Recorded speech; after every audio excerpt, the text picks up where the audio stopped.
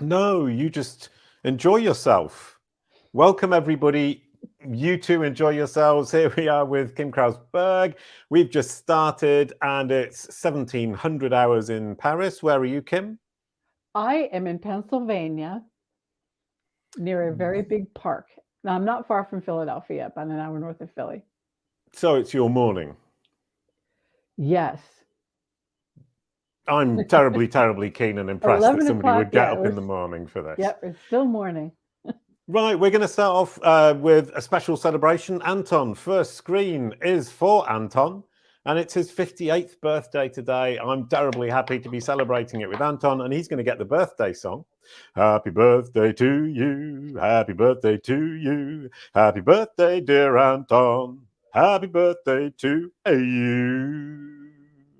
58 years old today, celebrating it in Ukraine, unfortunately still under the war conditions. Please, everybody, do remember to keep supporting Ukraine. It's been going on a long time. Don't let war fatigue get to you. Keep supporting, keep pushing, keep standing with Ukraine as we move forwards and the war continues. Thank you for being here, Kim. Absolutely delightful. We're going to move on to the rest of the show, starting off with the sponsors. And the song, brilliant. I just did a song, and in my brain, the song's already been done. A quick hello, and we're good to go. Welcome to the show, Kim Krause Berg. Yay! I think you've had that song before, haven't you? Oh, Kalicube Tuesdays is produced in partnership with WordLift. I do apologize for interrupting. They've been partnering with us for a year and a half now, almost 2 years. Thank you to them. And the headline sponsor today is SE Ranking, absolutely brilliant SEO tool that I use all the time. They say it's the all-in-one SEO software made simple. So thank you to them for the financial support that keeps this show going. And Kim, welcome to you. Thank you very much. Thanks for having me. Absolutely delighted. We're going to be talking about better web accessibility. And before anybody says, oh, that's not interesting, actually it is. We've talked about it before a couple of times. And every time we talk about it, I get a bit over enthusiastic and over excited about it. And that's part of your talent, Kim, to get me into your little rabbit hole world of it's a rabbit hole too. It is a rabbit hole, and it's not little, it's a massive rabbit hole. Before we do that, my massive rabbit hole, which is brand SERPs, if we show that screen. Here's your brand SERP. There you go. We've got our thumbnail image right up there next to you on Twitter.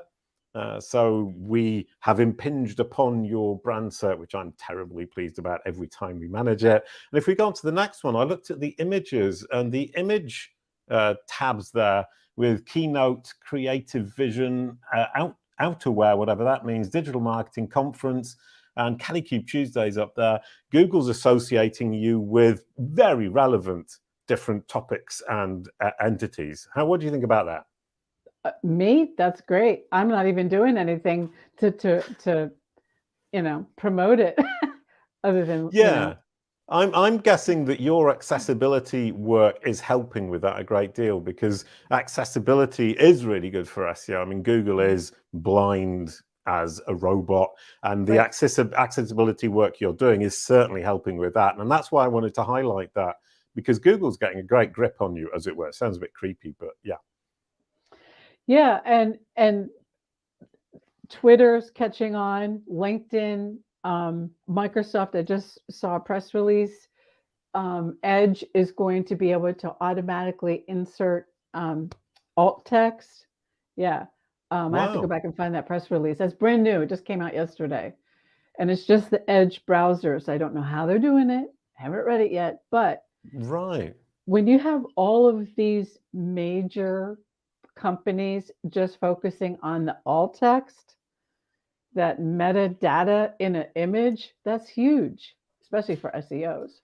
That is major. I mean, but it's like a bit like Google rewriting titles for the SERPs. Everyone gets upset, but the fact is, a lot of companies, a lot of sites don't write titles. So Google are doing it because they need to, and Microsoft are doing this because we don't provide alt tags. And alt tags is the simplest of all the accessibility tools we have at our disposal, and it's helpful for SEO. So we should be doing it, but we're not. Right. Right. Aren't we rubbish? And I was talking to Ravi Yadav, who's working with Minaz Merchant at Microsoft on Bing's analysis of images.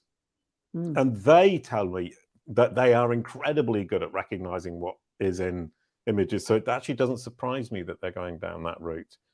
But Google aren't for the moment. Yeah, the only thing that I would mention with the auto alt text is don't rely on anything automatic. Because not only could they not get it precisely correct, but many images are there for a specific purpose. And you might want to enhance that.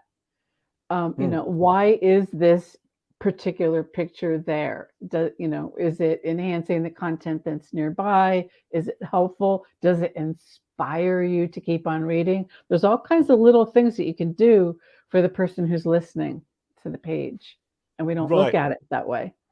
And that's kind of at least part of the key is when we look at a page, you think, well, if I couldn't see this page, how would I interact? And if I listen to this page, especially alt tags with the spamming that people did with keywords, must be horribly, horribly, horribly frustrating.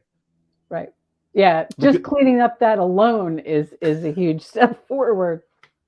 Yeah. I mean, we're actually living a lot in the world today of cleaning up the spam that we created yesterday, as it were. Right. And the image alt tags in particular, it always struck me that as the screen reader goes through the text, it hits an image, reads a big long list of keywords, and then carries on with the text. Right. Makes for a terrible, terrible user experience. And from that perspective, a lot of companies will be saying, yes, but I get a benefit for SEO, or I perceive a benefit for SEO. Why would I care? Why would they care? Why would they care? Because if you do that enough, that particular target market is gone. They're not coming back. You've just tortured them half to death. They know where to go where they feel welcome. And that is not how we approach our content writing and even design. Is that we want, and that was the service to others, is just how do you make people feel welcome, all people, so that they will come back.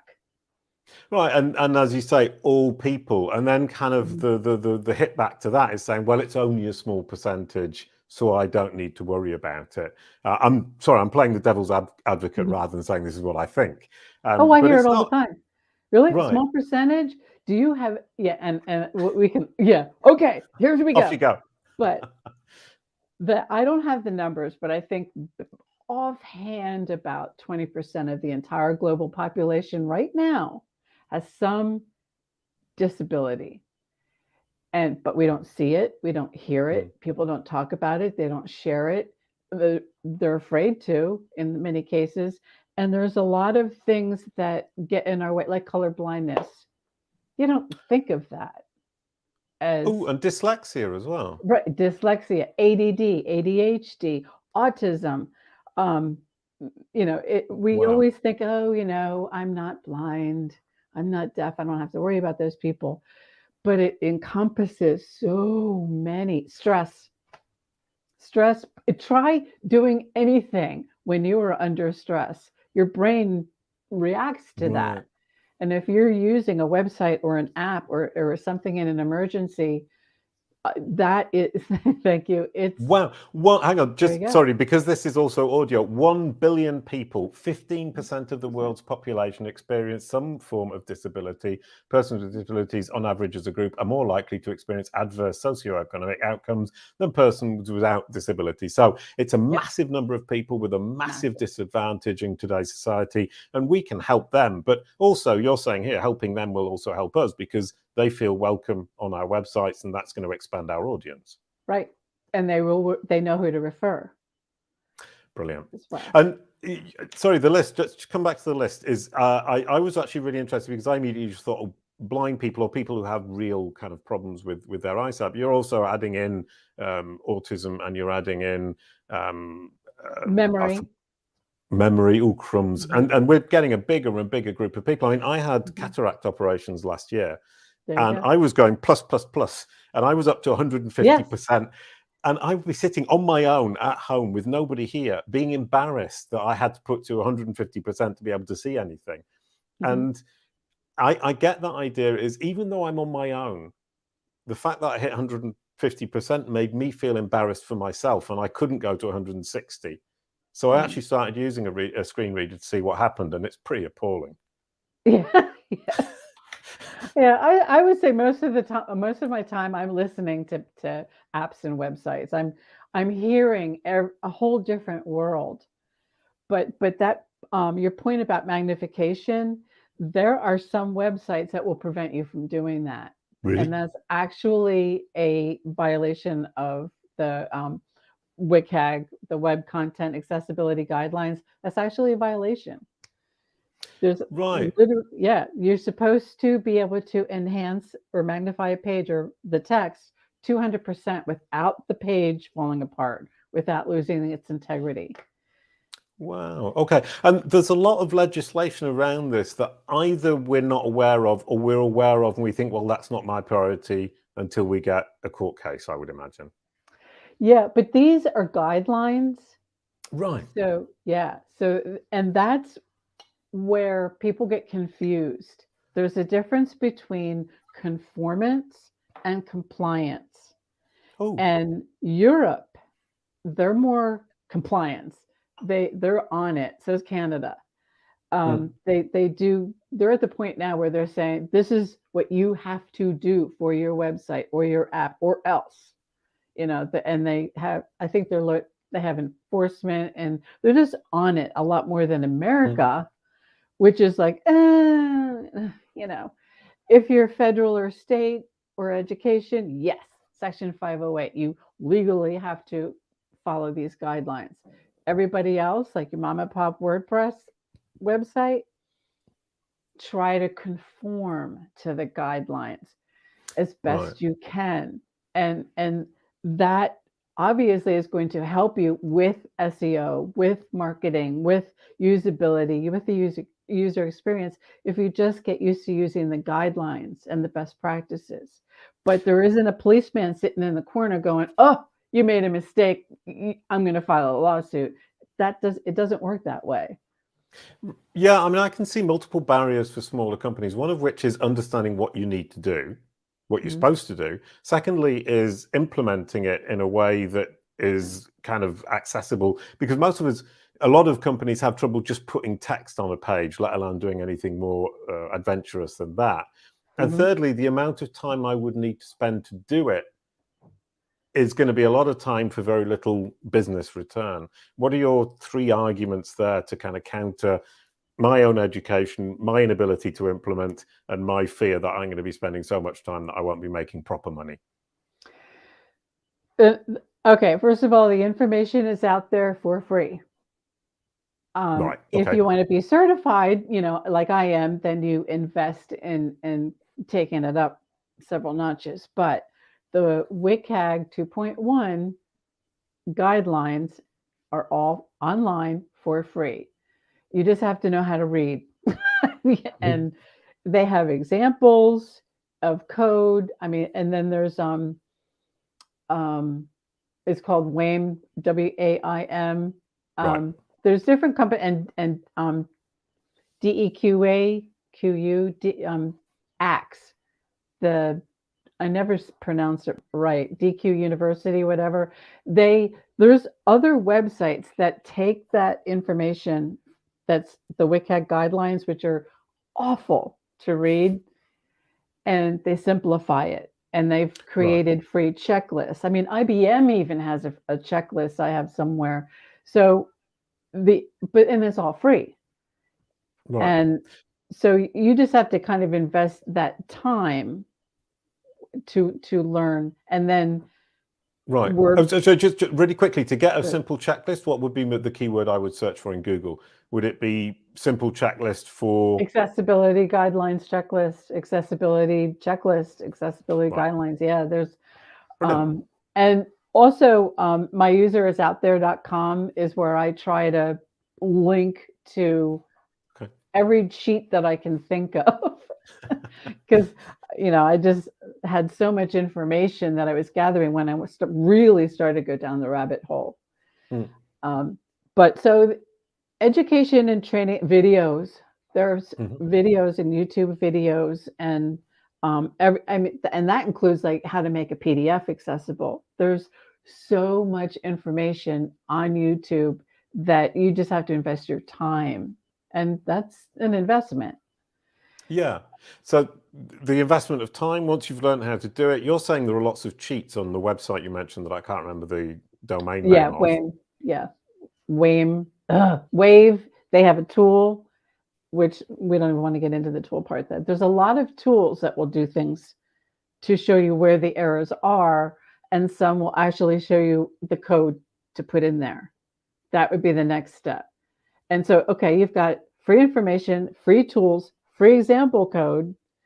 You just have to kind of know where to. That's what I mean by rabbit hole. It was amazing how much information is already there. And so then my question was, well, why aren't we looking? Why aren't we doing this? It's there. And these are all things that we could be doing now. And but yes, businesses, they don't want to invest because I don't think they understand what accessibility is, what inclusion is, and who it's for.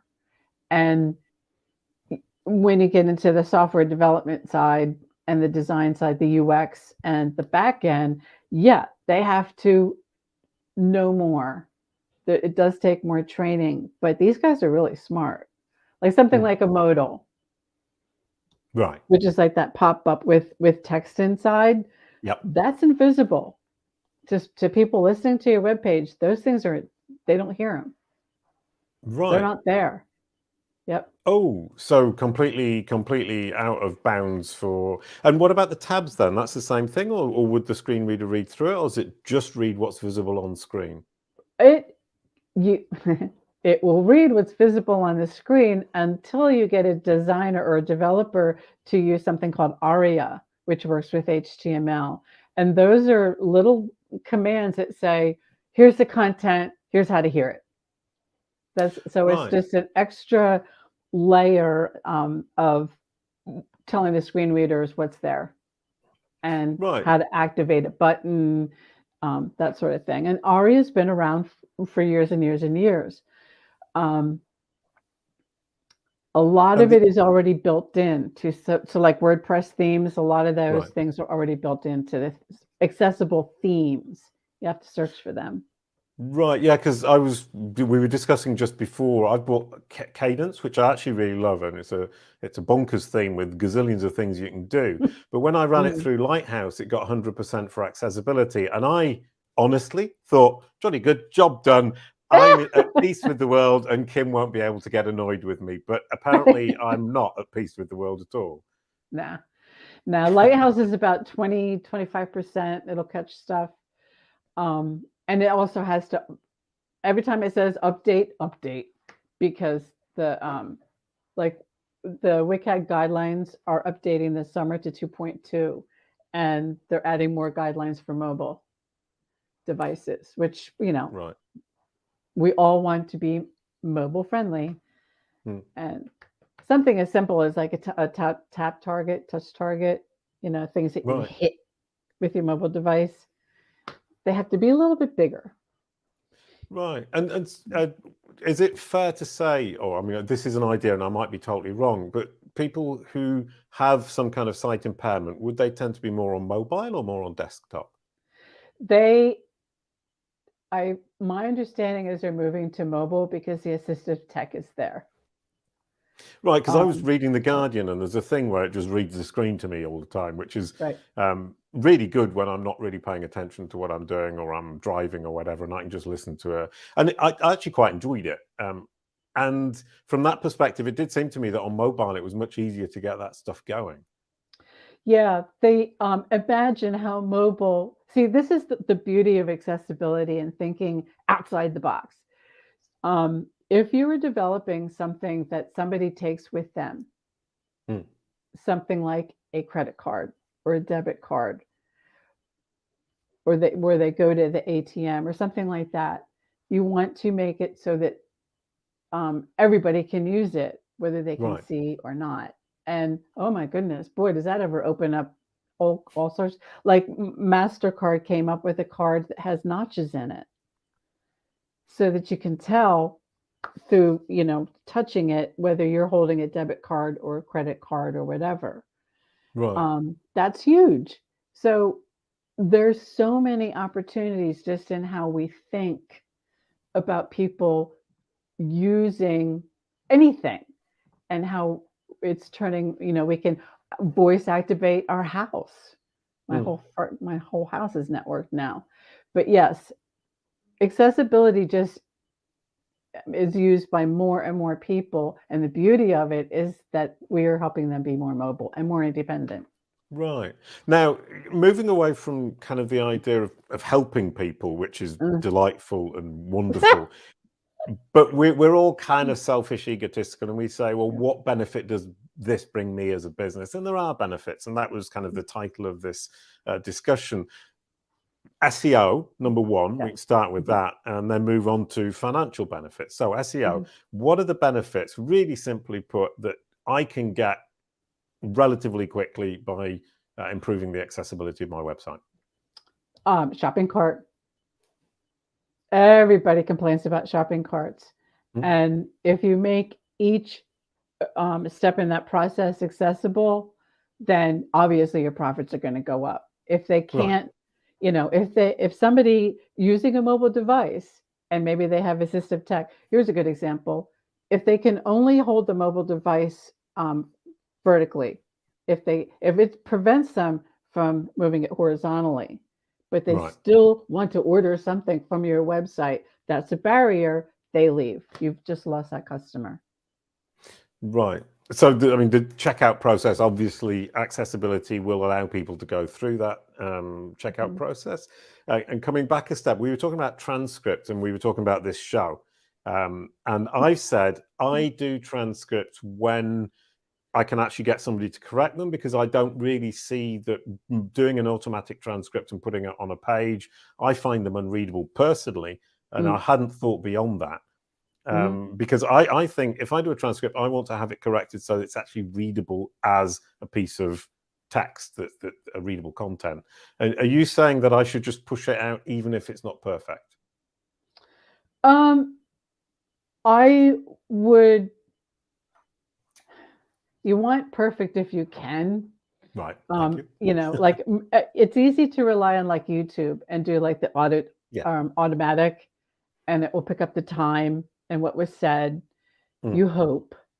But if you can, I think it depends a lot on the kind of video. If you are having just a rambling conversation, it's I think less precise. But if you're teaching something, if it's a course or if it's educational or how to, you want to make sure that that transcript is perfectly accurate at every step. Otherwise, you're going to confuse somebody. And you have to remember that just because we can see the words and we might comprehend it, there's people who might not be with memory issues. I mean, we get into the cognitive areas. We understand things differently from each other. So and there's people who are actually experts in this who can tell you, I don't understand that. Or maybe the way we've explained something doesn't make any sense at all.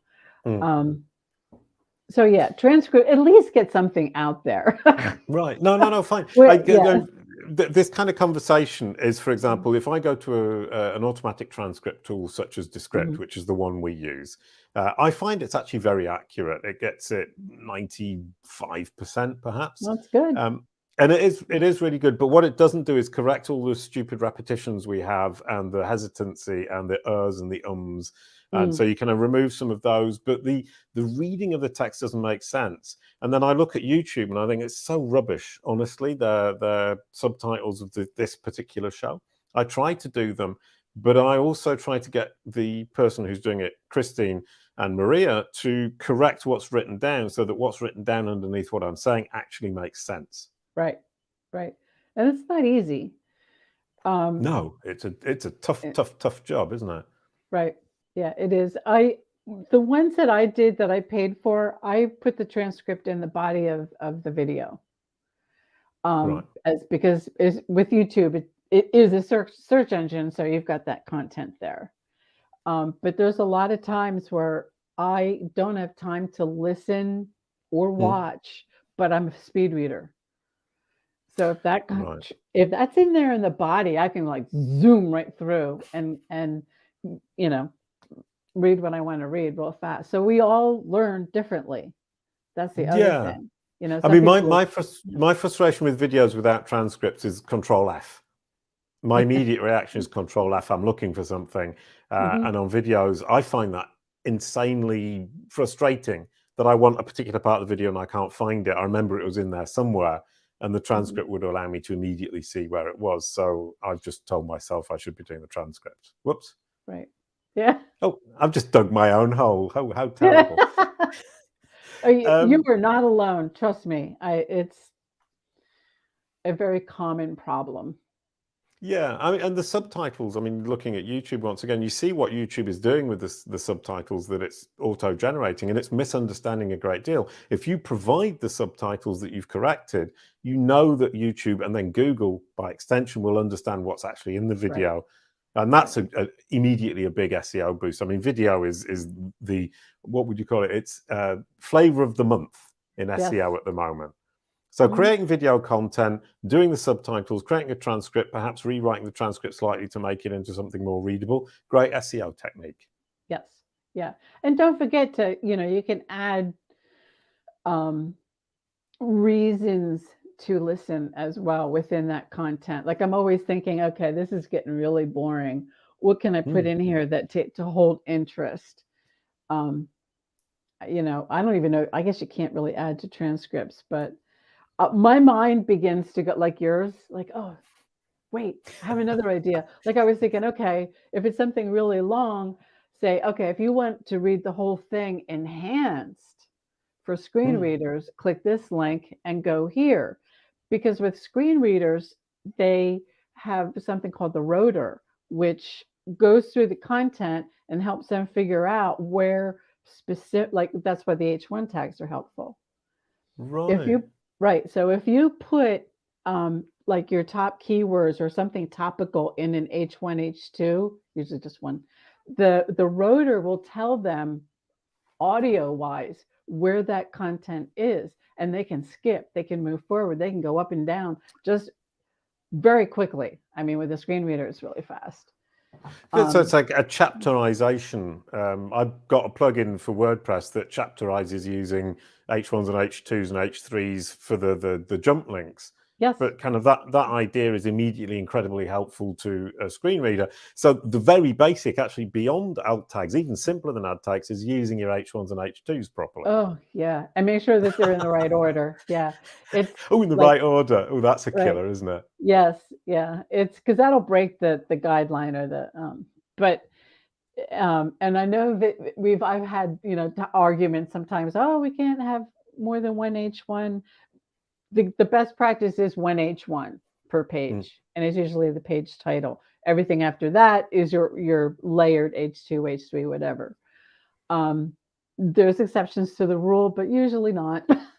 H1 is your monster. But yeah, when they mix it up, the H2s and the H3s and the H4s, that just confuses the screen reader and the person listening as well. Sure. Yeah, and I mean, some people put H2s in the footer and in an aside and in the header, and that must presumably totally confuse it, because people use H's as design elements, whereas in fact they're semantic elements, and now I learn screen reader helper elements as well. Yes. And separating design from functionality and semantics is incredibly important. We don't do it enough. That's why I spend so much time listening now. It just opened up the whole world to me. Just listening to what people hear through the audio. So what we want to do is get the boss who's got the hands on the purse strings and sit them down in a chair and force them to listen to their own website and say, now will you invest? Right. Well, brilliant. What they'll say, well, I'm just going to put a oh God, it just like, the automatic fixer thingy that, overlays. I don't mind, Right. just went blank, but which are bad.